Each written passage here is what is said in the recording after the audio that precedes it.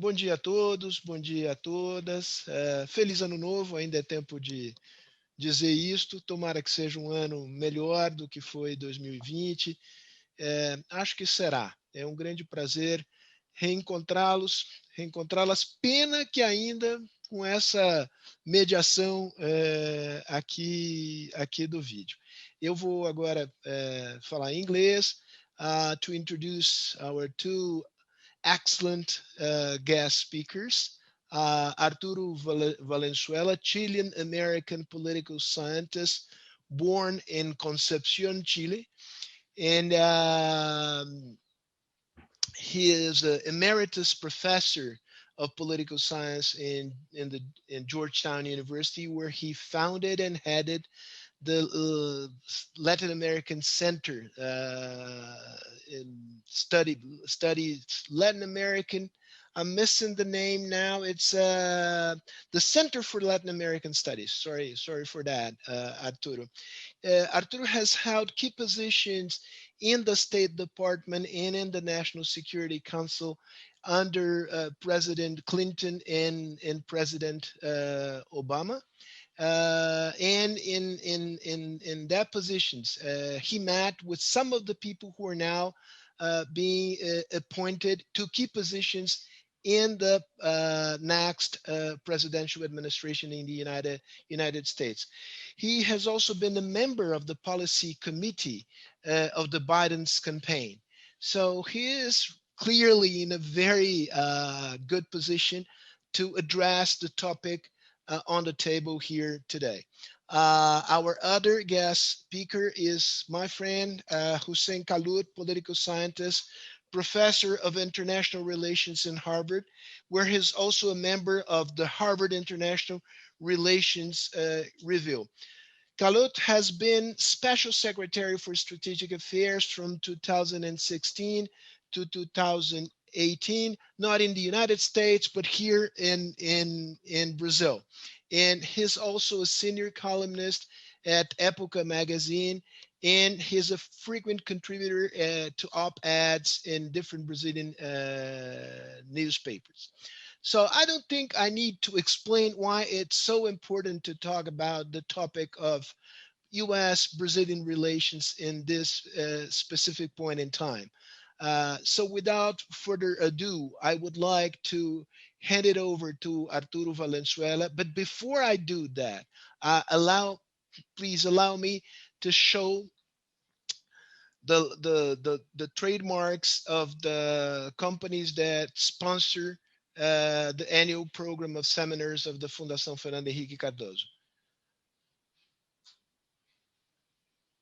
Here they are. I would like to thank each and all of them for their support to the annual program of seminars of the Cardoso Foundation.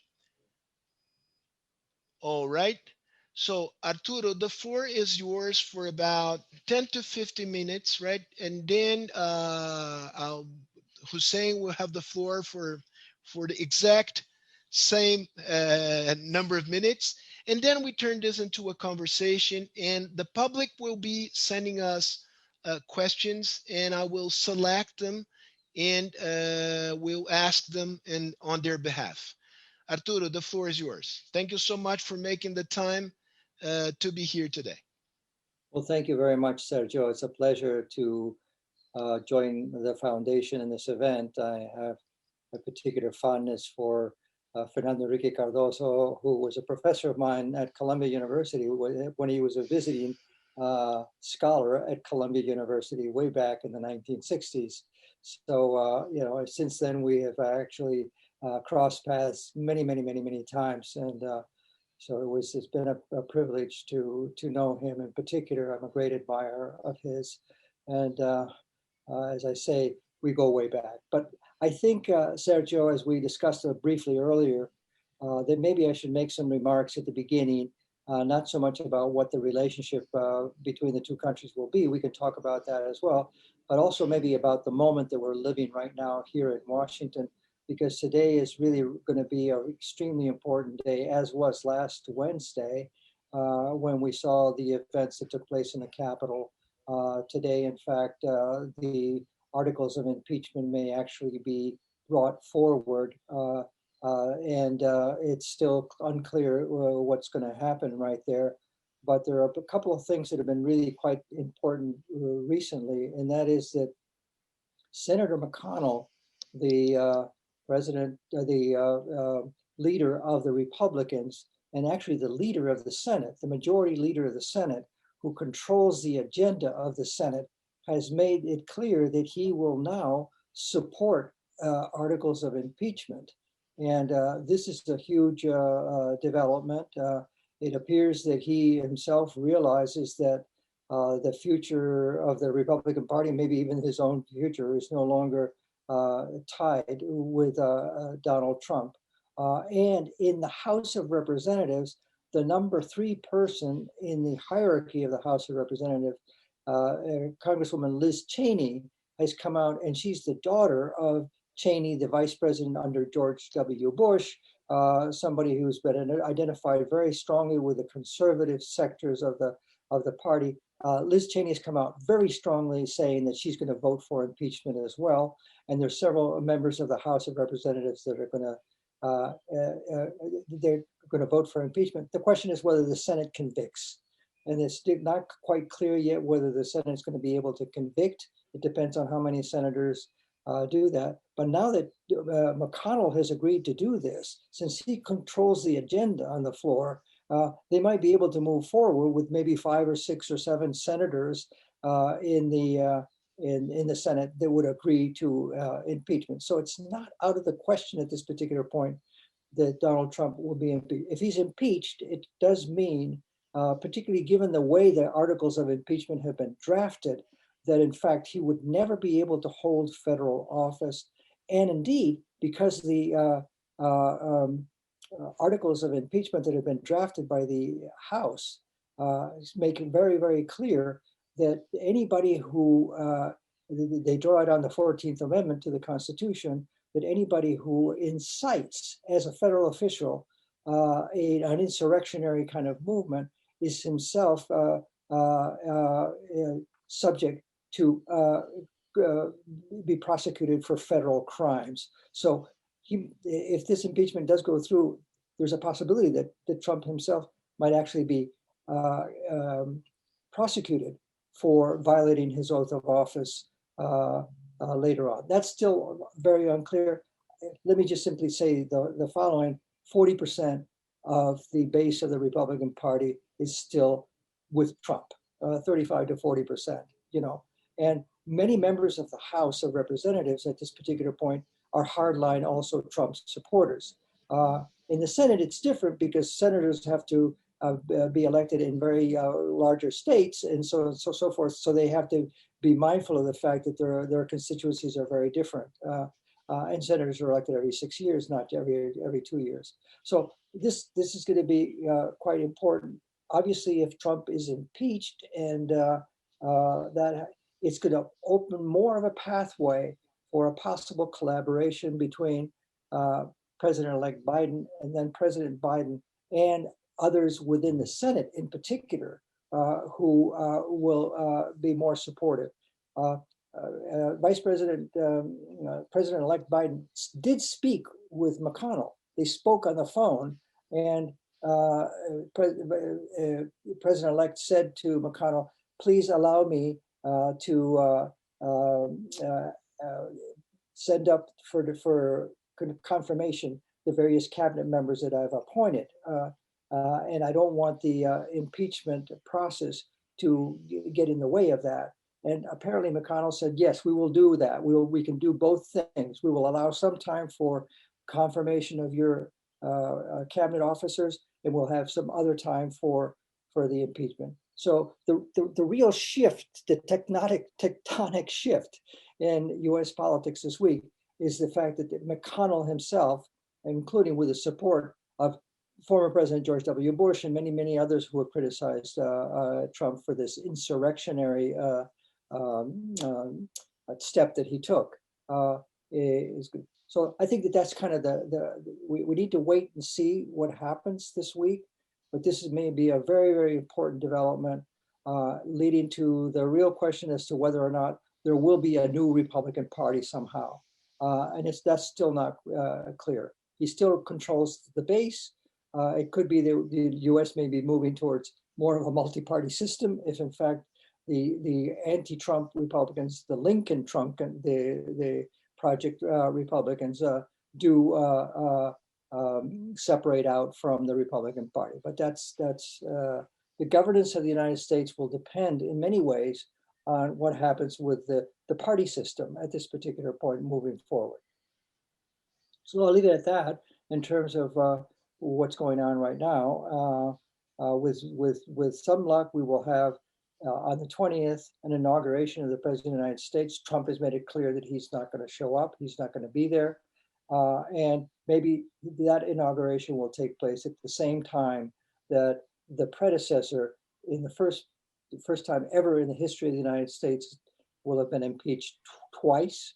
And with the terms of impeachment right now, faces really serious potential judicial consequences moving forward. So I'll leave that there. If you want to, since you asked me to do 15 minutes, and I've let me explore the Sure. facts of this shifting scenario in the United States, the impact on foreign policy in general, and U.S.-Brazil relations in particular. Assuming that the Biden administration will have the policy space to implement the main proposals contained in its political platform regarding the environment, human rights, multilateralism. How do you see Brazil, U.S. relations, the challenges that lie ahead for the Bolsonaro administration in dealing with the United States under President Biden? Well, look, let me say this at the outset, as you implied in your opening introductory statements. I know very well many of the people who have been appointed to these high positions. In fact, I had the honor when I was at the White House in the Clinton administration, the National Security Council, I was the director for the Western Hemisphere for the Americas at the National Security Bar, and my counterpart for Europe was Tony Blinken, who's now been appointed Secretary of State. And in fact, when the Bush administration came in and Gore lost, actually he won the popular vote, Gore lost, Tony Blinken asked me to be a member of a small group of informal advisors for the then president of the Foreign Relations Committee of the Senate, who was Joe Biden. And so subsequently, and then right now, many of the people who were my personal advisors when I was Assistant Secretary of State in the Obama administration are going to be moving into some really important positions, including a young man who was a student of mine and became my chief of staff, who will be at the National Security Council in charge of Latin America, Juan Gonzalez. So I really know, and what is it that motivates these people? Number one, clearly it's a very, very professional group of people. When I went into the Clinton administration the first time around, it was after 14 years of Republican rule. This was in the first Clinton administration when I was in charge of the relationship with Mexico, and I was involved in the NAFTA, that whole sort of thing. But there was no bench, for the Democratic Party. This time there's a huge, very, very, very talented group of people in all agencies. I worked very closely when I was Assistant Secretary with Bill Burns, who's now going to the CIA. This is a first for somebody from the State Department, actually, but he was ambassador to Russia at one point in his career. It was going over to the CIA. So it's a group of people who understand how you do foreign policy, who understand how the government works. That in fact this has to be there has to be coordination with the agencies and so on. Many of the things that have collapsed in the Trump administration so egregiously. There is no interagency process. So I think there's going to be really professional management. These are people who are clear about what the fundamental interests of the United States are. But then what are the fundamental interests of the United States in this perspective, in this group? The fundamental interests are, well, look, it's in our interest to work together with other countries across the world. We want to return to a real multilateralism. This is not about America first. This is not about autarky. This is not about, somehow saying that we won't deal with others. Quite the contrary.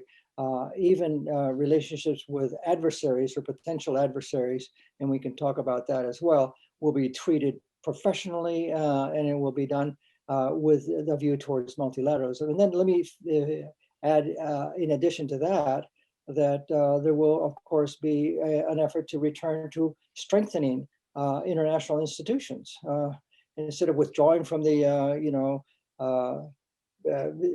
United Nations and other international institutions in Geneva regarding health and commerce, et cetera, the U.S. will be back and the approach will be an approach that relies very significantly then on a dialogue to rebuild the architecture of the international system, which was crafted, as you know, under Truman with the creation of the United Nations and GATT at first, and Bretton Woods, et cetera. So this is Arturo, how does Brazil fit into this picture? How does Brazil fit into it? How does Brazil fit into it? We have to be really quite honest that the close proximity that Bolsonaro had and expressed continuously with Donald Trump is going to be a source of some tension, I think, and some difficulty. That doesn't mean that. Let me just repeat again. This is a group of people who are conscious of the fundamental interests of the United States. So, given that construct, Brazil is a very important country in that regard. And whatever we plan to do, or what the administration plans to do moving forward, is going to be thinking, yes, we need to definitely have a good relationship with Brazil. It's in the fundamental interest of the United States to do so. But the question is, will there be some kind of a ability to have a constructive dialogue with this particular government when this government was in some ways so hostile to the detractors of Trump in the United States? This will be some difficulty. And let's remember, for example, an incident as important as the move on the part of Mauricio Claver Carone, who was at the National Security Council and who, in some ways campaigned to become the president of the Inter-American Development Bank. If it hadn't been for the support of Colombia and Brazil, that would not have happened. Everybody, including the Chileans, who aligned really much more with Colombia and Brazil with regard to Venezuela, warned that in fact what we needed to do was to wait until after the election before you do that sort of thing. But what that did was to break a tradition that goes way back to the Alliance for Progress, when these institutions were created, that the Inter-American Development Bank would be in the hands of a Latin American person. In fact, people were even thinking of a first woman president of the Inter-American Bank, but no, so these are complicated. What does the U.S. do now with the Inter-American Development Bank, with a person who was in charge of the bank now, who was so hostile to so many of the policies that the Biden administration is going to want to undergo? So these are some of the points. So let me just summarize it this way, Sergio. The U.S. is going to insist, I think, that there are certain critical things that we need to sort of share. In fact, we have a common cause with the crisis of climate change. The U.S. will be returning to the Paris Club, so there is an issue right there where there's going to be some, disagreements with this particular president in Brazil, and then moving forward too, there's going to be a renewed interest and support for the fight against corruption and this kind of thing. And then finally, let's put it right on the table: human rights and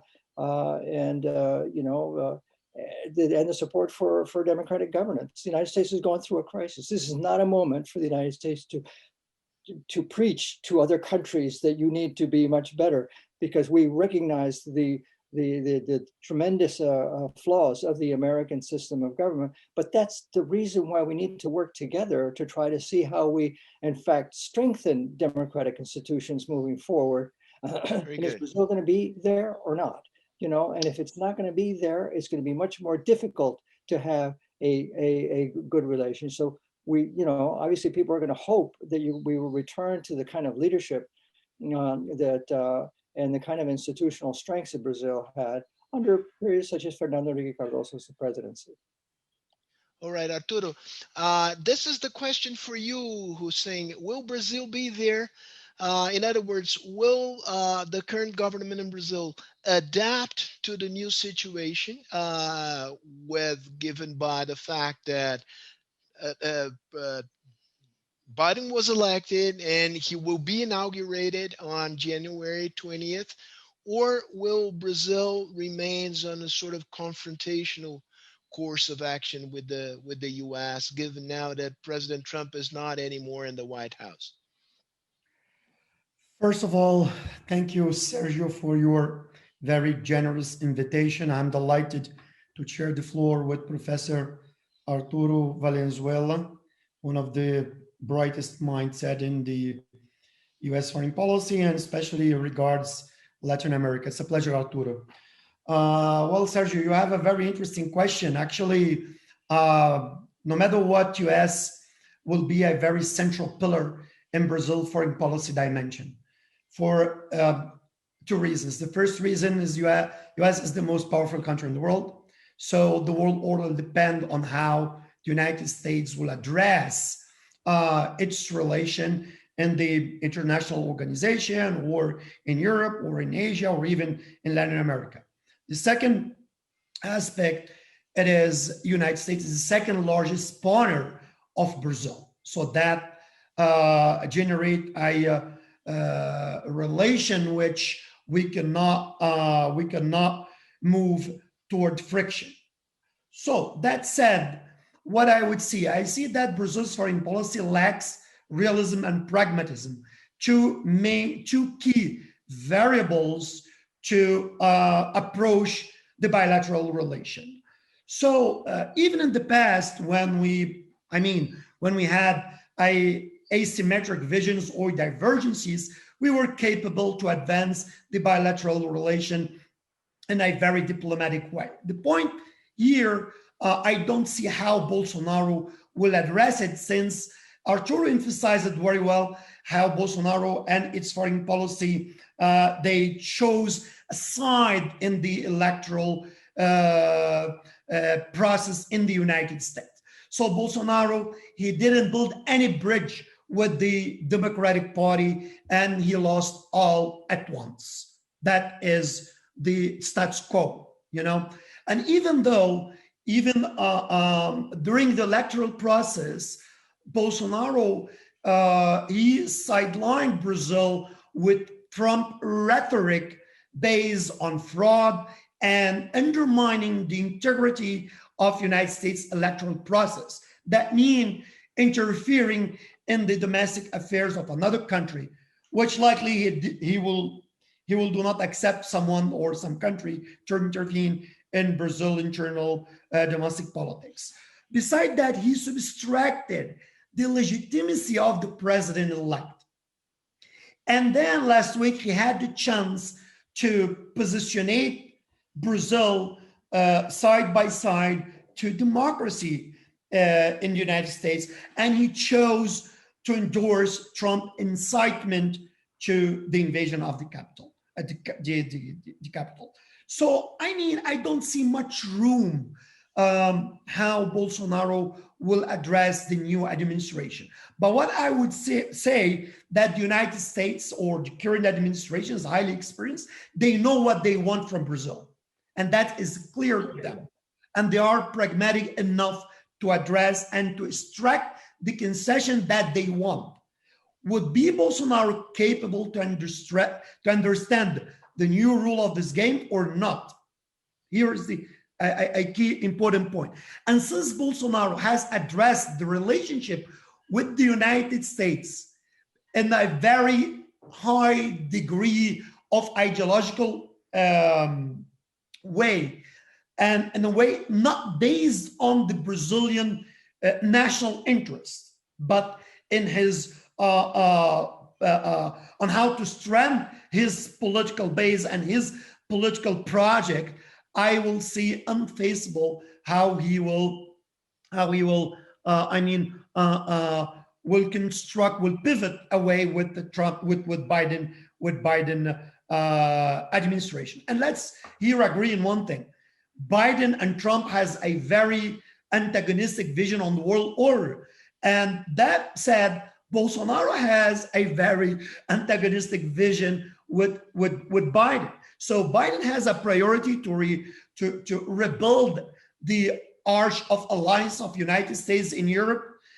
Biden will address a new relation with Latin America. Biden will address a new relation in the transatlantic alliance. So Biden will have a different, will tackle the environment and climate change in a different way as Brazil is addressing right now. So I don't see much room how Brazil and the United States will converge in the same floor in some very important matter. So to conclude my argument, what we saw since Bolsonaro rise to power is unprecedented way to deal with the United States. We shift from a traditional and orthodox diplomacy based on pragmatism and realism to an automatic alignment, and from an automatic alignment which we had in the past during Castello Branco's government, during Dutra's government. But what we saw now is a subordination of national interests. It's different. It's beyond far than a automatic alignment, you know. And now from a subordination of interest, we are moving to the other extreme of isolation and friction. So this is really concerning, and Bolsonaro will play it. So Bolsonaro will use the friction to feed his own base by emphasizing, and he's tried to do that, the leftism and the left wing and the Democrat, they are back in power. They will undermine the religious value. They undermine the conservative way to rule politics, and that will represent a trap for our political moral and values. And he started to play that within Brazil domestic politics. So I'm really afraid about the level of friction that will be imposed. Hussein, let me ask you our politics. Let me ask you one thing. I entirely agree with you that this is what Bolsonaro has let's say, in his heart. Okay. Yep. But the thing is, let me push you back gently a little. Given the fact that the U.S. is the second most important trade partner for Brazil, given the security ties, given how important the U.S. is, given the fact that Brazil is somewhat at loggerheads also with China, don't you think there would be a lot of pressure on Bolsonaro from the military, from the business people, in order to adopt a slightly more pragmatic course of action when it comes to U.S.-Brazil relation? Well, I mean, that could be an alternative if the pressure will function. As far as now, the pressure didn't work. I don't think the financial sector or the trade sector or whatever are happy with what Bolsonaro have done in the last 2-3 months, you know? So I hope that the pressure will work. I hope that the military and a more pragmatic approach will rule from January 20th and beyond Brazil and United States relation, because what we have saw since then, it's a Trump-Bolsonaro relation, not Brazil-US relations, right? So maybe the pressure will work, but also that will depend on the United States. I don't know. I can't see like Biden administration making a blunt eyes with the devastation in the Amazon. I don't see Biden administration agreeing with violation of human rights aspects. So how we will find a balanced way to address this bilateral relation. My perception, Sergio, I think the pressure from the private sector likely will work in this year, but I don't see room how that will work in 2022 when we will be near for a presidential election. And Bolsonaro himself, he will explore, in my perception, the divergences with Biden administration in order to feed his own political base, right? All right, can I go back to Arturo now, Hussein? Yeah. Because picking up where Hussein has left, Arturo, talking about pressure. Do you see the new U.S. administration exerting pressure, and what kind of pressure on Brazil with regards to certain topics such as the environment, human rights, and the like? Well, look, I agree with the position that Hussein has taken on this. I think that it's a realistic one. What my remark would be is that I think that you're going to find something very interesting happen in the last 2 weeks here in the United States, where extremely important private sector companies came out and said unequivocally that they would not support anybody who actually voted in the Congress or in the Senate to deny that the election was won fairly by the Biden administration. And these are powerful, powerful sectors of U.S. business. And I would take the point that indeed the United States has extremely important economic relationships with Brazil.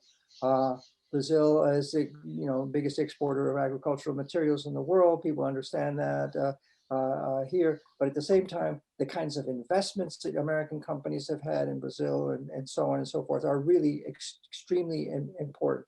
So I suspect that in the same way that you've seen much more pressure here in the United States on the part of very significant sectors of the private sector to push in another direction, that there could be cuts, an equivalence in Brazil to do that. Now, whether this is going to impact necessarily Bolsonaro or in his base, that's another issue that you have to deal with. Let me share also something from my own experience when I was Assistant Secretary. Frankly, in many ways at that particular time, I was really quite taken by the fact that sectors in the military in Brazil and the defense and so on and so forth were far more open to international cooperation with the United States on things like the severity of the Venezuelan crisis and other things like that.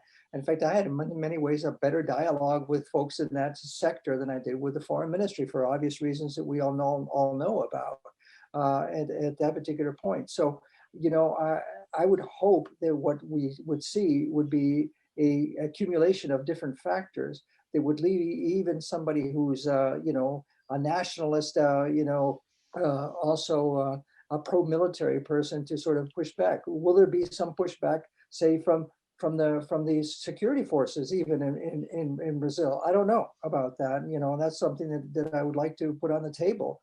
But again, I was impressed that in fact I had a much better relationship myself during the Obama administration with some sectors in the armed forces in Brazil and in the defense ministry that were really keen on the significant national security issues that Brazil was also facing with regard to Venezuela at a time when this is before Venezuela collapses really as dramatically as it has. So there are a whole host of, in fact, that's another area where there should be significant cooperation with Brazil. It's with dealing with situations like the Venezuelan, and it's just not a matter of lambasting Venezuela rhetorically. It's about having a strategic approach to this sort of thing. So I wonder whether or not there can be some alignment, but it depends a lot, I think, as you've implied, on what political pressure in Brazil is Brazil going to become de-Bolsonaro-ized in the same way the United States in many ways has become de-Trumpized, and that's open to be. But let me just finish by saying, because of this pragmatic approach, that because the Biden team will be focused on fundamental national interests, they're going to look for ways in which, in fact, they can work with Brazil, and maybe this means thinking about the possibility of having the free trade agreement of the Americas and things like that, which are complicated because of the labor movement in the United States, but which is something that in fact would help all of the countries of the hemisphere. So I think you're going to see a hemispheric vision moving forward, and let's hope that Brazil will be part of that hemispheric vision. But you're going to have to see some changes in Brazil that are significant. All right, Arturo, two specific questions from the public related to the things we've been discussing here. One is from Stefan Salej, who is now president of the cluster BR5G. So the topic is obvious. In your view, how would the Biden administration address the 5G issue in its relation to different countries in the world, but specifically with Brazil? Yeah, well, look, we're talking in some ways about China, and we're talking about what that means. There's just simply no question that let me just share an insight that I've shared many times when the Obama administration embarked on TPP, the Trans-Pacific Partnership. It was something that many of the countries in the Pacific side of Latin America were very much engaged in, but this was also something that was seen as a way of trying to strengthen the Trans-Pacific commercial ties and so on and so forth. And many of my colleagues in Latin America would say, Arturo, why is the United States involved in this, but with too much of a geostrategic perspective? Let's just keep it at a trade perspective. Let's just keep it that. And then when Trump came in and abandoned the Trans-Pacific Partnership, some of these same people said, we need the United States as a because we are all facing a geostrategic issue, because we cannot necessarily tolerate the way in which China, with many countries, is violating, in fact, international rules. And the fact is that the Chinese still want to just buy raw materials, but they're not willing, in fact, to accept exports from Latin America that have value added, because they continue to want to flood markets with their products and so on and so forth. So I think there has to be an understanding that it's not just an issue of that Thucydides problem. It's not just an issue of the U.S. rivalry with China, but whether in fact the rest of the international community is going to accept a China that is continuing to violate some of the fundamental rules of what should be the proper commercial order in the world, including the things like the defense of property rights and other things like that, but also labor rights and a whole host of things. So again, my insistence would be in that the Biden administration will look at this understanding that there's a tremendous national security and economic security interest in having a good relationship with Brazil and with the hemisphere. But at the same time, let's get together and see how we can jointly discuss the enormous challenges that are faced by a situation where we need to get back to a rules-based international system, both in trade as well as in climate change, as well as in many of the other issues that the planet now faces. Would you go as far as saying that in that case, Brazil would have a wider range of maneuver with relates to 5G if the Bolsonaro administration can understand the new game in town compared to either or that prevailed under Trump? Or you say Well, this, I'm jumping into conclusions. Yeah, no. I think that that would be to speculate the specifics of it, but that would ignore, I think, the fact that what would be required as well is not just on a specific issue like Huawei or 5G. We will give you a pass. The real question is, are you or not committed also to a rules-based international system? Which is something that has to be done as well in whatever conversation the United States has with the Chinese moving forward. This is a situation where I think that it has to do with will there be a sort of consensus on the part of countries that want a rules-based international world to move in that direction? And where will Brazil be? Will Brazil be sitting way out here, just simply I wanted to, do our own deal with China, or are we going to be part of this consensus? And I think that this has to do with also the new administration, the Biden administration, is going to take seriously the fact that you have to engage with China, but at the same time you have to engage with China with clarity. And the way to engage for the United States to engage with China is not to do it bilaterally like the Trump administration was doing, where there was a significant failure. In fact, a lot of the problems the United States had from a commercial point of view was that the commercial wars were actually backfiring on the United States as well. And so, how do we get to that point? And will the U.S. give a pass to Brazil on just one little thing, or will it also insist that you become part of a rules-based consensus in world? And I think that's going to be very, very clear. Right. So. Okay, let me go back to Hussein. Hussein, you were shedding in your initial remarks, you shed light on the interplay between the domestic politics and foreign policy in the case of Bolsonaro. And your conclusion is that Bolsonaro's foreign policy going forward with regards to the United States will be pretty much the same. So domestic factors and ideology will prevail over the foreign policy, national interest considerations. In a recent interview, you said to Jornal O Valor Econômico, you said the stage is being prepared here for the sort of replay of what has happened in the United States, the assault of far right groups to Congress. How, please, would you elaborate a little bit more on that? And would you please share with us your view on, this is a sort of cautionary tale for Brazilians, I guess, right?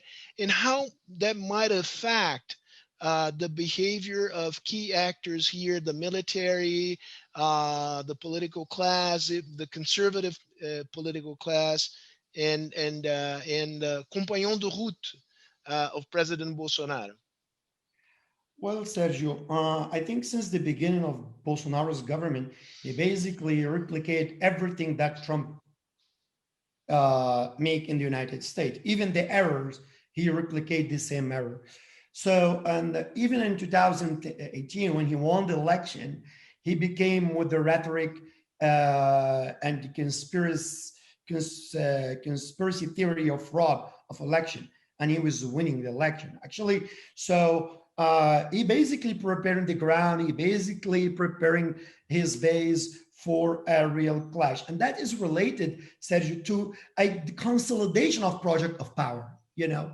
So instead of saying that the institutions are solid, the institutions are independent, he has to shed light about the lack of capability of the Brazilian institution to deal with democracy, what he understands that democracy means, right? So this is one important factor. The second important factor,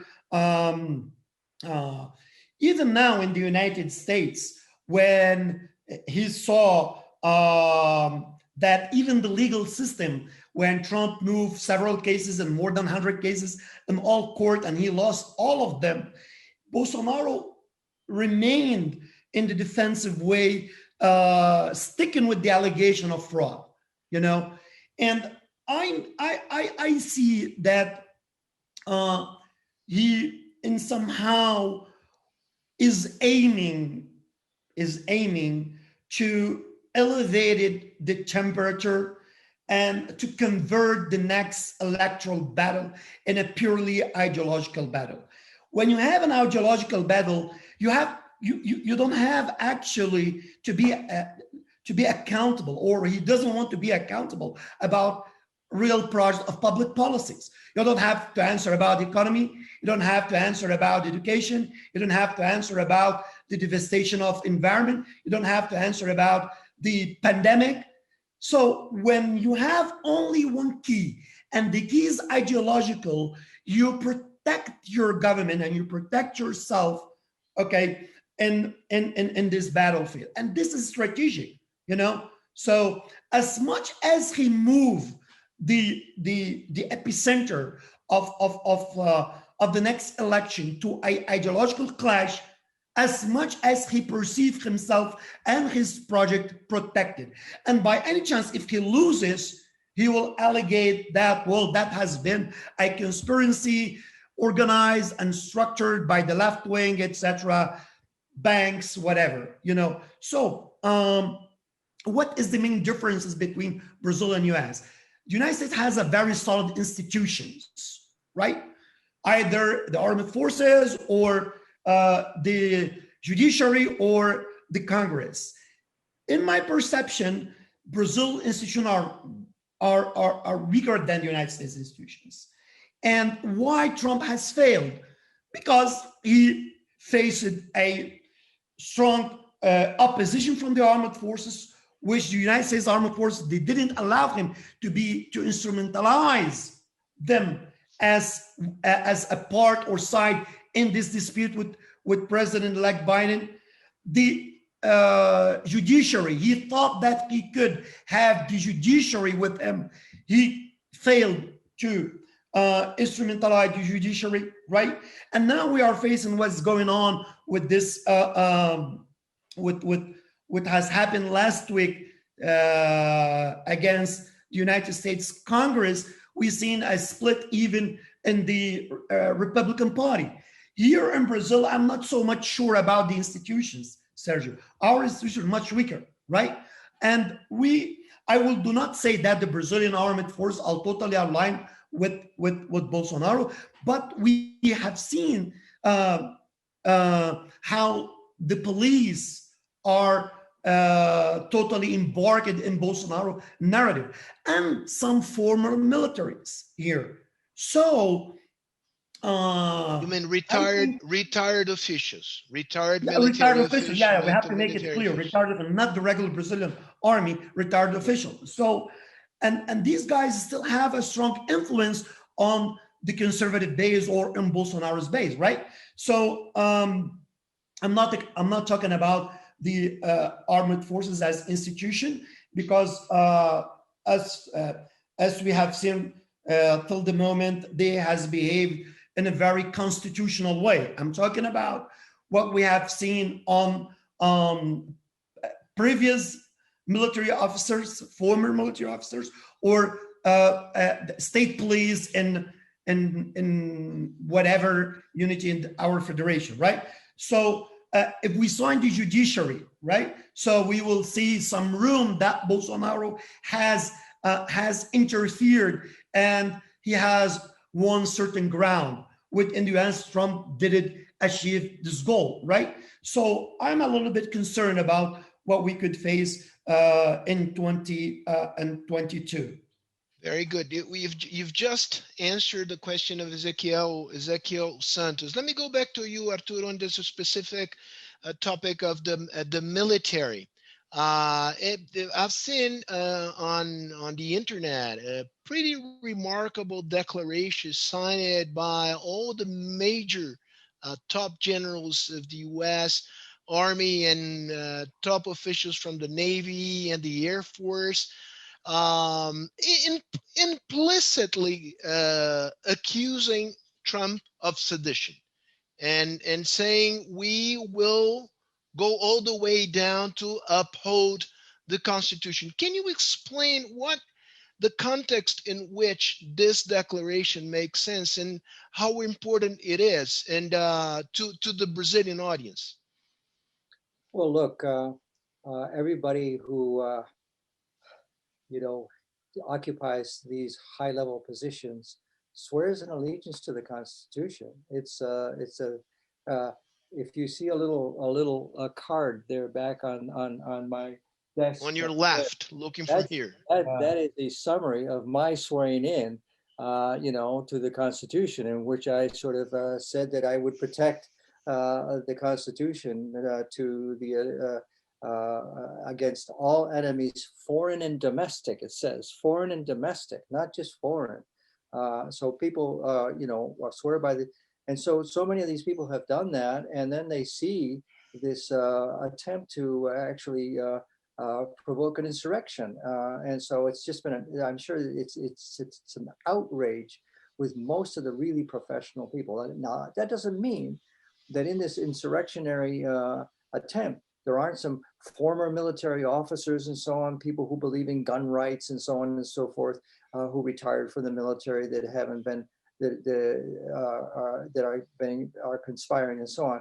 But let's also remember one thing. For example, the U.S. Armed Forces today, at the level of is a volunteer armed forces. It's not people aren't conscripted into the armed forces. And a very important element of that armed forces is that it's not just white. It's a very integrated armed forces. Many of the people who go into the armed forces are in fact from minorities, and even from with Latin American background and so on and so forth. So they're not necessarily part of this Weltanschauung that these people have been trying to sell. Not only top level military officers, every single living Secretary of Defense, both in Republican governments and Democratic governments, came out and strongly disabused Trump of the fact that he had supposedly lost the election and was still claiming victory. That was a very significant pushback, and you're seeing that among other sectors as well. So I take the point that if your institutions aren't strong, this is can be a difficulty. But I'd like to add one other element on this. One of the other things that actually contributed to the collapse of Trump himself was his incredibly incompetent management of one of the most significant crises that this country has ever faced, in modern times, which is the pandemic. Which is sounds quite familiar to us. And in Brazil, it's happening the same way. So when is it that you're going to get people in Brazil that sort of say, hey, is this the kind of management we want? Is this the kind of leadership that we need? Come on, people are dying every day. In some ways, Brazil is under Bolsonaro is trying to is to become the most successful country in the world and not beating the pandemic. By the way, Arturo, the Association of Manufacturers released a pretty impressive note condemning the Capitol Hill assault. But how did it take so long for business people in the U.S.? This is a question that is coming from Yakov Sarkovas. Why did it take so long for them, for representatives of the business class to go public and condemn Trump? Well, I think it's because they were somewhat cautious. They weren't quite sure what was going to be happening. So when the outrageous incidents in Charlottesville, or when the Black Lives Matter issue came out, many were concerned about it because it, in fact, and some companies did take some distance from that, but they were obviously concerned about their interest. And you have to add another dimension, and that is that not necessarily Trump, who was the architect of much of the economic policy of the Trump administration. It was a very conservative Republican Party that was part of the economic policies of it, the tax cut for businesses and so on and so forth. So they viewed the administration in that point as being much more loyal to their interests and is a pushback against people, particularly with a strong rhetoric on the left in the United States, within the Democratic Party itself, that their responsibility was all the billionaires and all the large companies and so on and so forth. So that led them to, but I think the point came with two factors. I think the mismanagement of the pandemic began to lead many people to think that, look, we can't. This is a national security and an economic security issue. We're facing one of the worst crises since the Great Depression, and it's going to be extremely difficult to get back. So that's point number one. But then point number two, when the Trump world decided that they were going to sort of fight what turned out to be a legitimate election, that was just much too much for these people. And so that it's not only the National Association of Manufacturers, but other very significant business. Going forward, have they learned the hard lesson for good? So, in other words, I'm asking you to sort of attempt to predict how long in Trumpism can endure without Trump, assuming that Trump will be in a way or another probably out of politics for a long period of time. That's a good question, and he might actually not be able to serve if, in fact, he's convicted of something. And this is not something that's completely out of the question, because there's so many investigations of the improper activities that his companies engaged in. And now, of course, he does have the possibility of being actually accused of violating federal laws as an official of the United States in violation of the Constitution by, supporting an insurrection. So this is not out of the question. Now, it's a valid question, and I don't think we're ready yet to answer that, because the base is fairly strong. In other words, Trump was able to take over the Republican Party. We can't ignore that fact. Now, not all of the Republican Party, but a significant number of the Republican. In fact, Politico has a poll out today saying that 40% of the Republican Party says that they would vote for Trump again. 40%. 40%.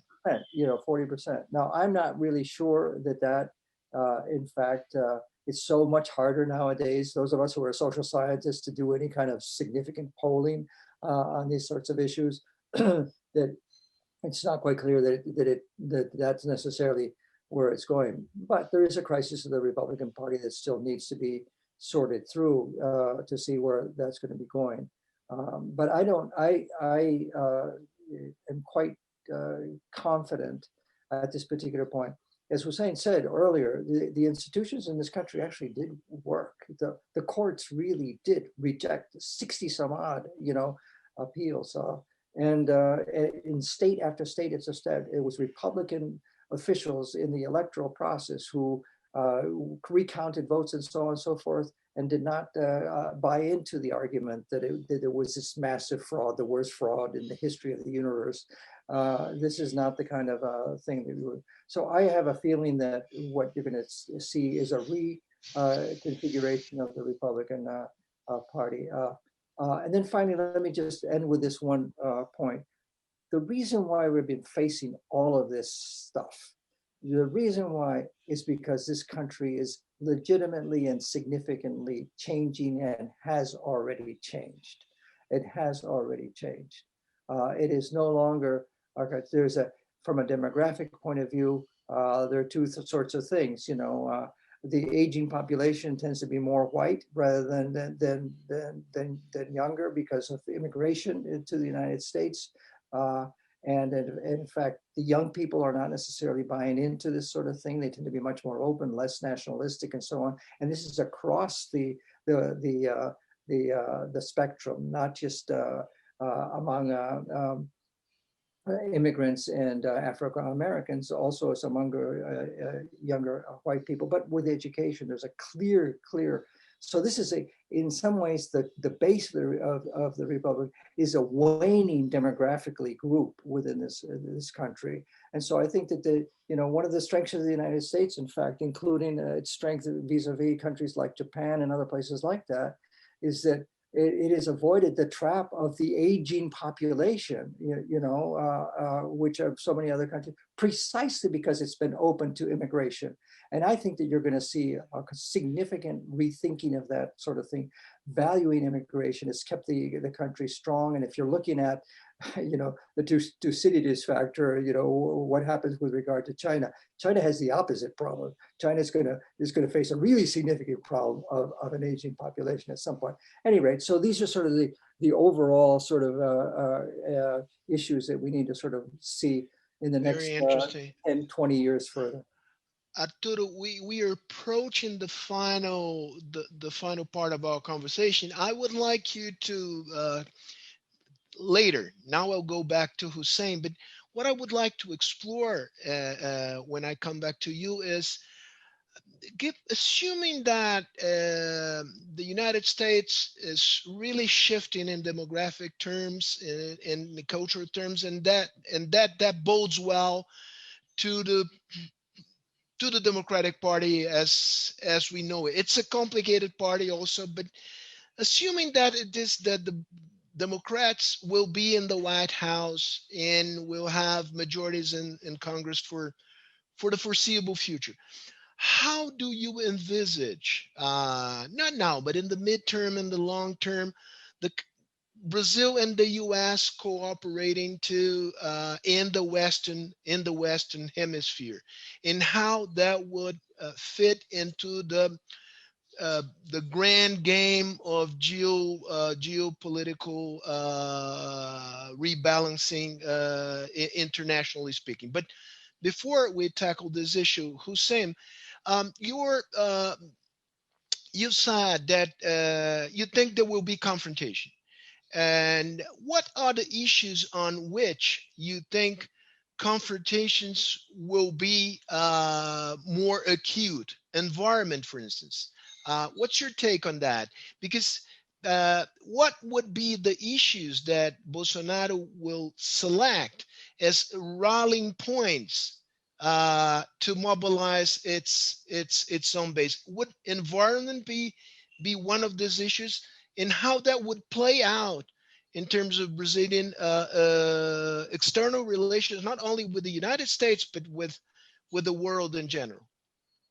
Well, actually, Sergio, let's go back. What I saw, what I said, it is I don't have much hope about the future of this relation in the short term. That due to the lack of rationality, in the Brazilian decision-making process. So when we look to what has been constructed since the administration of Bolsonaro vis-a-vis Trump, what exactly are the outcomes to the Brazilian national interest? It's none. So after it was clear for everyone that Biden is the winner and he will be declared, instead of the Brazilian administration to use this previous week in order to pivot a relation on minimum ground on some important topics, even in trade, the government utilized this past week to keep attacking the elect president of the United States.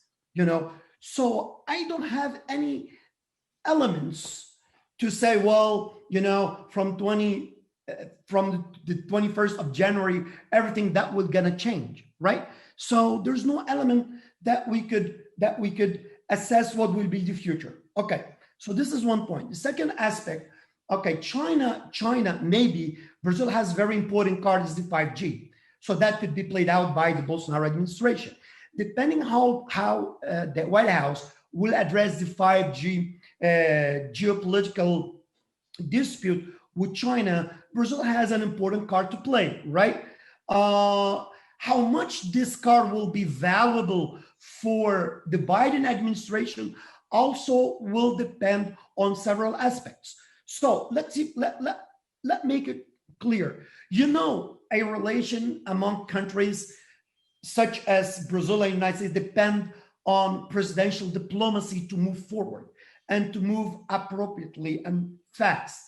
So what I would see is a relation doomed to be based either on friction or in a very bureaucratic level, right?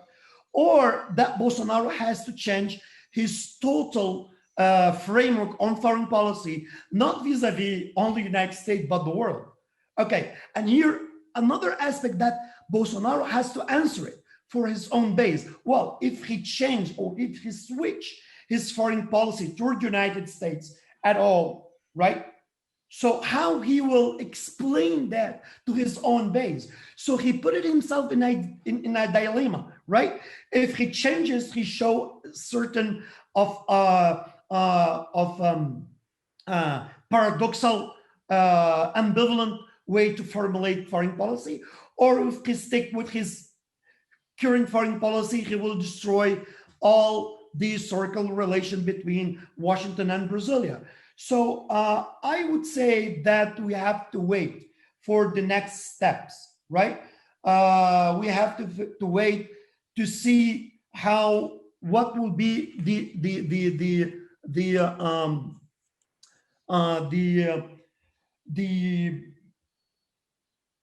the reformulation process of our foreign policy, if we will have one, right? So the other aspect, it would be Venezuela. Venezuela, yes, United States is not happy what's going on in Caracas. Of course, that the administration will keep the pressure on the violation of human rights that perpetrated by Maduro's government. But here, one important aspect, that the approach. So the US diplomacy toward Caracas will be slightly different in terms how to tackle the Venezuelan problem, to not go to an open confrontation, to use the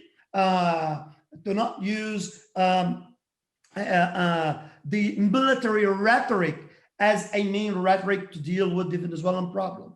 So Brazil will accept this new game toward Venezuela or not. This is a really important point.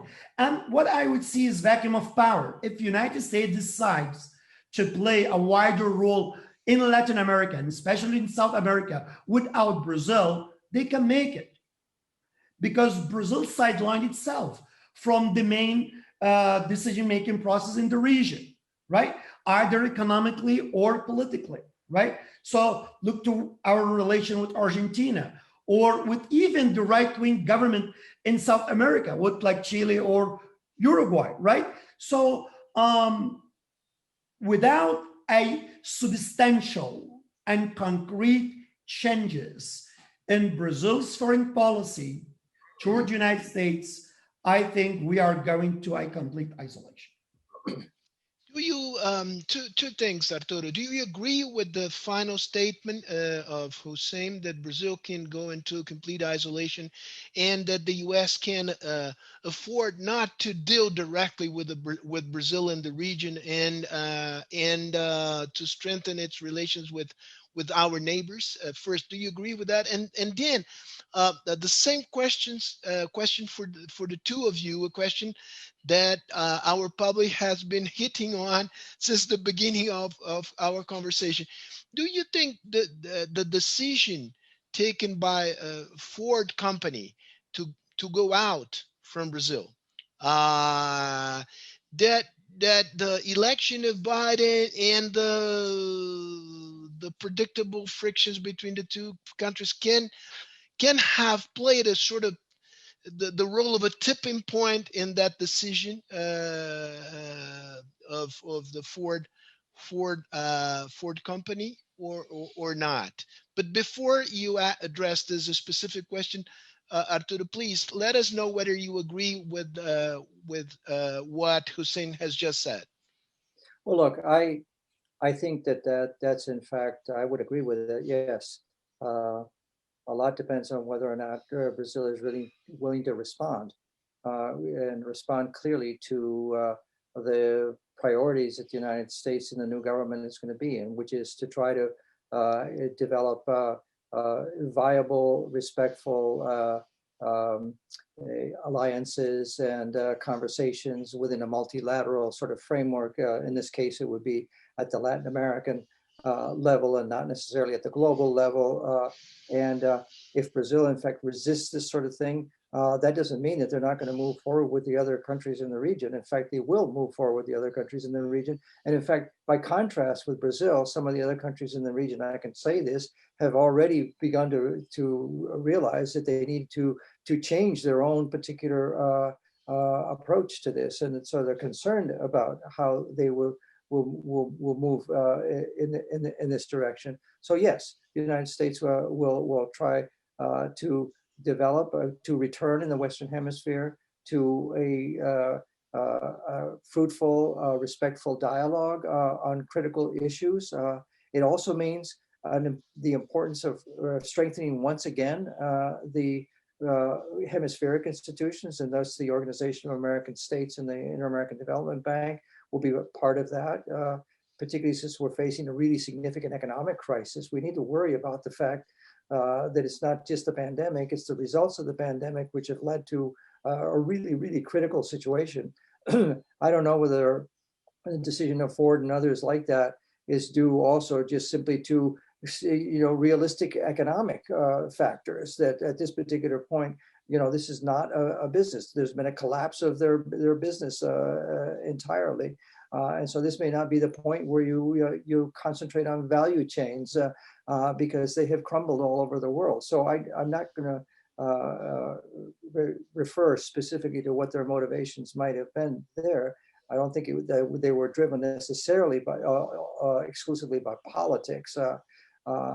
But clearly the position of the National Association of Manufacturers and the others that you mentioned earlier, Sergio, those were deliberately in response to the heinous acts that took place in Washington last week, and the fear that, in fact, we haven't come out of this yet.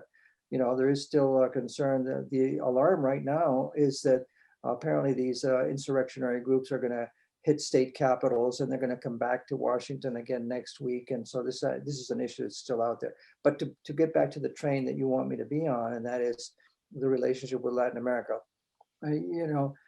Brazil is extremely important, but if Brazil resists, in fact, or pushes back on a lot of these sorts of things, you're going to see an effort to continue to strengthen relationships with countries in the region with which the United States has had some differences, and there will be a good relationship, I think, with most of the countries. And I think if I go through the list of countries, I think there's going to be a good relationship with most of the countries, and an approach to Venezuela that's different than the approach that's been followed by this administration specifically. Not so much in terms of what the diagnostics of Venezuela are. It's collapsed, it's clearly authoritarian, it's clearly illegitimate, that sort of thing. The question is, did you think properly when you assumed that somehow if you threatened Venezuela, the military would stand up and save Venezuela? Come on, give me a break. That's not necessarily a proper diagnostic of the situation in Venezuela. It's a corrupt state where the institutions, in fact, I like to sort of describe myself, the Venezuelan situation is chaos, a collapse of institutions, including a collapse of the military maybe even a narco state in that regard, so that there are incentives to try to move in a different direction by institutions in Venezuela that have completely disappeared. So the response to that is going to have to be to work together with others in the international community, even at some point, I think, I'm not sure that the Biden administration is ready to do this at this particular point, but even the United Nations. Does Brazil want to be left out of this? It would be a really significant problem for Brazil in terms of its own national interests to be left out in that regard. So now, that doesn't mean that other priorities the United States has in the world aren't really significant. The problem that we always have in the Western Hemisphere is that it's extremely important in terms of the national interest of the United States, but it obviously has to be at a somewhat different level than the kinds of things that Senator Kerry is going to be working on for the administration, and that is the Iran issue, the Middle East, et cetera, the relationship with Russia, et cetera, et cetera. So let's be realistic about that. But I think that the conclusion would be, yes, there's going to be a significant change in the relationship with Latin America, and let's hope that Brazil will be there. Semi-final question to you, Arturo. If Brazil resist and repeal, right, the Biden's policies to the region in the bilateral relations, do you think that would sanctions be in the card from the U.S. on Brazil, and or not? And if so, what kind of instruments can be deployed by the U.S. Government to stimulate Brazil to move in one direction or the other? Look, sanctions are a very complicated issue. They're extremely complicated. And restrictions. Because it really does depend on what you want to achieve with a particular kind of sanction. I think sanctioning some of the top officials in Venezuela at this particular point, because of the levels of corruption, is the proper way to go. I'm not sure that sanctioning in terms of other economic issues regarding Venezuela is necessarily a good thing when you have a humanitarian crisis that's just unspeakable, and that is really an R2P moment, a responsibility to protect moment. And we need to get back to thinking in those terms as well. How do one address that kind of thing? But look, to be very honest, with regard to Brazil, this is an administration that, unlike the Trump administration, that walked away completely from the Foreign Corrupt Practices Act. And why did they walk away from the Foreign Corrupt Practices Act? And this is, my own view of this, is that this is the president that you didn't understand that, if you want to do business, you bribe people, and that was his modus operandi when he was a business leader. And so he pulled back from that. I think you're going to see again, the reassertion of the Foreign Corrupt Practices Act, which was very important with regard to FIFA. This was one of the significant achievements of the Obama administration, was to strengthen the whole process. And we saw that the result of that was the whole, Odebrecht scandal regarding Brazil and so on and so forth. That's going to come back. So, I don't know. This is just speculation on my part. If there are specific individual sorts of sanctions that you could apply that refer to the Foreign Corrupt Practice Act, perhaps that's something, but it's not going to be used necessarily in that sense, as a geopolitical tool. That's not what you want to try to do, is to put down a marker that in fact you go back to a different operation internationally. All right, we've talked about the stick. Let's talk a little bit, and we have to close, carrots. What kind of incentives can the U.S. lay on the table to make Brazil move, let's say, in the right direction, or in the direction that is deemed right by the Biden administration? Well, Sergio, that depends on this administration, right? what they want for Brazil and what they want for the country. Well, if the ideological component remain as the main driven of our national interests, then we will doom to fail, right? So, what incentive the United States could afford us? I don't think United States could make any incentives if we by ourselves we don't know what we want from this relation, right? And is we by ourselves we don't know how to address our strategic interests worldwide, right? So what we are witnessing right now, Sergio, and that is very clear to all of us, it's and I don't want to repeat myself on that, it's basically obliterating our capability to navigate in the multiple chessboard in the world order. We are only playing in peripheral chessboards, right? So that is the status quo right now. So look to Arturo was mentioning Venezuela right now, and if we obliterate our role in Venezuela, this current administration in Brazil doesn't have any more room to play any positive role in Venezuela, right?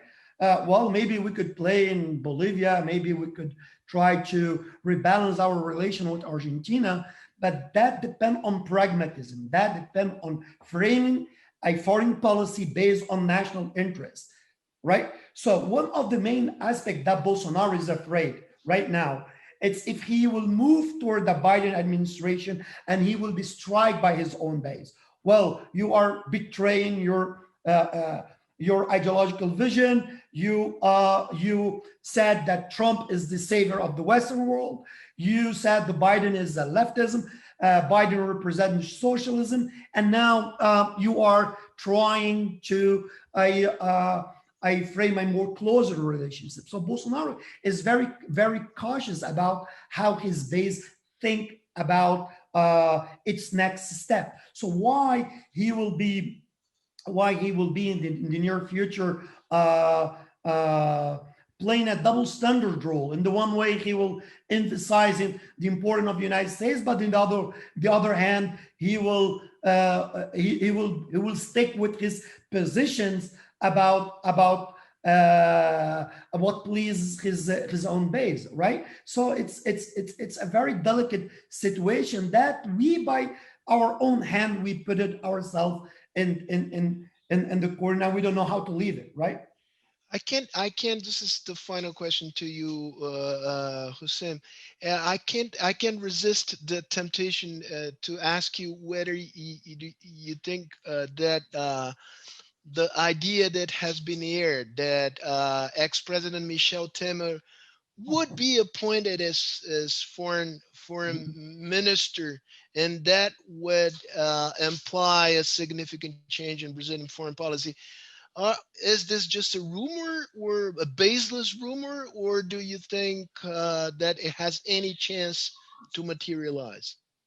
Well, if it is rumor or not, only the former President Temer has the condition to answer to your question. But I will talk about my personal assessment, right?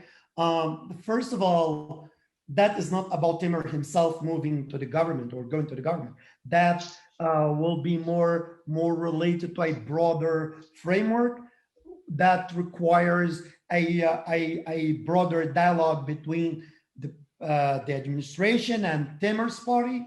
That depends how the MDB will be engaged or not in this government, and if they will be in this government, they will have certain preconditions to be. They will have certain requests, right?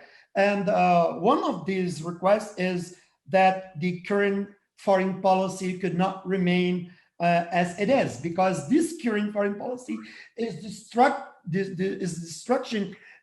Temer legacy, right? And destruction all the previous legacies in the past administrations, right? So in this regard, it's not based about Temer personal interest to be foreign minister, right? It's based about a wider framework that depends on his own party, and that depends. Well, if Temer will participate in Bolsonaro's government, well, does the MDB will have a wider role or only in foreign policy? This is the first question. Second, this foreign policy will remain the same or will change at all? Well, that Bolsonaro has to answer to this question. Will Bolsonaro be capable to switch his foreign policy to a new pattern or not? And I don't see much room that Bolsonaro will change his foreign policy framework in order just only to have Temer and the MDB in government, right? So I believe it's more about rumors than in realistic facts. Thank you. Very enlightening remarks, Hussein. Final question, and then we close. Arturo, concluding remarks. I've mentioned the carrots. The carrots now, and the carrots, let's say, in the future. Let's say Trump was not forever. Bolsonaro will. Diamonds are forever. Presidents are not. So speculating about the future beyond Bolsonaro. First now, what kind of incentives that the U.S. can lay on the table to incentivize Brazil to move in this or that direction? And then a more long-term view on how and on what basis the cooperation of Brazil and the U.S. can be laid in the future, post Bolsonaro's future. Well, look, in a very simple way, there has to be a commonality of not only interests, but also in this particular case, we're not talking about a situation like the one between the United States and China, where there is a built-in adversarial issue, the Thucydides problem. You know, what does the world power face when it, in fact, it is. With regard to Brazil, that's not the case at all. The real question is, in fact, whether the Brazil is going to be at the table, when the new architecture or the renewed architecture of the international system is worked on. And this is really up to Brazil. Is Brazil going to be off the table? Brazil will still be a brick in a sense, but maybe the brickness, maybe it's going to be ricks, if Brazil, in fact, does not join the consensus, that you see among countries in Europe and the United States and others that are committed to addressing the fundamental problems of the world, including climate change, but also, for strengthening democratic institutions, the rule of law, and so on and so forth. If it's not at the table there, it's going to be, sidelined. And it's going to be, a problem for Brazilian national interests. And I think that, it really does depend on other sectors within, I think, Brazilian society to try to see how they can convince the Brazilian people. And in some ways, you've got a similar issue that in the United States. How do you de-Trumpize the United States with the fundamental base right there? And you're seeing that process moving forward in the United States. Let's hope that that process either leads to a significant shift on the part of the current leader, which I doubt, but at the same time, if the shift doesn't take place with this particular leader, that the institutions in Brazil and that the forces in Brazil and that people who really care about Brazilian fundamental national interests will understand that it's not any place for Brazil to be in this place. One can understand why they grabbed onto Trump, but Trump, I think, is history at this particular point. And if you want to be part of history, you have to also be part of the post-Trump history. Arturo, I wouldn't and I couldn't say better than you did. Thank you so much, really. Thank you so much for your precious thoughts, for your disposition to make time to be here with us today and to share your views. The same, Hussein, always a pleasure to listen to you. Thank you so much for your enlightenment comments on the interplay between domestic politics and foreign policy. It really added a lot of value to the discussion. Thank you all for, let me now turn to Portuguese to say goodbye. Abraço a todos e todas que ficaram conosco até este momento. Arturo e Hussein, presidente Fernando Henrique está nos assistindo. nos assistiu e tenho certeza que apreciou muito a nossa discussão e manda abraços calorosos, Arturo. Um abraço grande a todos e até a próxima. Até logo.